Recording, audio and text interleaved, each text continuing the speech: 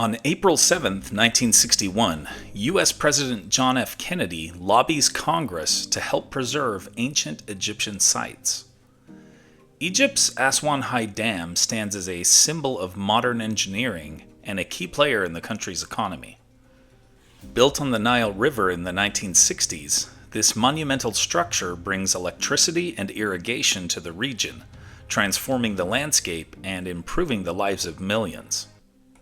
When the decision was made to go ahead with the project, it was understood that the rising waters behind the dam would put many ancient temples and monuments at risk of being submerged and lost forever. To prevent this irreversible loss, an international campaign was launched. U.S. President John F. Kennedy sent a letter to Congress recommending participation.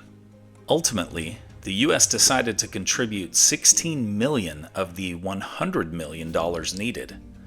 This international campaign to preserve the sites was initiated by the United Nations Educational, Scientific, and Cultural Organization, better known as UNESCO. More than 20 monuments were relocated through this effort. The most famous site that was preserved was Abu Simbel, with its massive rock-cut temples. These were carved out of the mountainside and include enormous relief sculptures of the pharaoh Ramses II. There are also smaller figures of his wife Nefertari and her children. The entire site was cut into large blocks, then lifted and reassembled at a site 65 meters higher and 200 meters back from the river. Another important relocated site was the famous temple complex at Philae. It was located on an island near the Nile's first cataract. That island is now submerged by Lake Nasser. A few preserved sites remain at their original locations. One of these is Qasr Ibrim, also known as Primus, which was located on a cliff top. That cliff top is now an island in Lake Nasser. In exchange for the U.S.'s generosity, Egypt agreed to let some Nile Valley treasures be taken back to U.S. museums, and to allow American archaeologists to excavate areas both inside and outside of the Nile Valley. Quite frankly, for the sake of preserving history and culture, I believe it was crucial for the U.S. to help with this effort, whether we got anything in return for our help or not.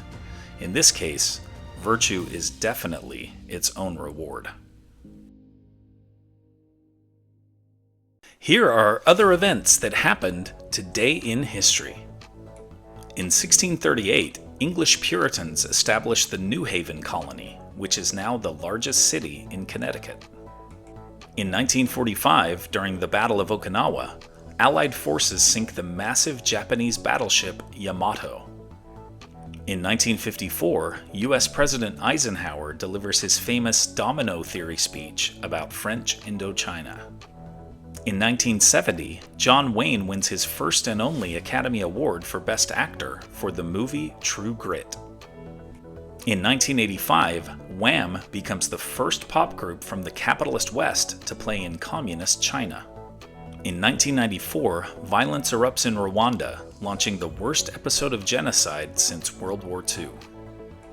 In 2022, the U.S. Senate confirmed Supreme Court nominee Ketanji Brown Jackson in a 53-47 vote.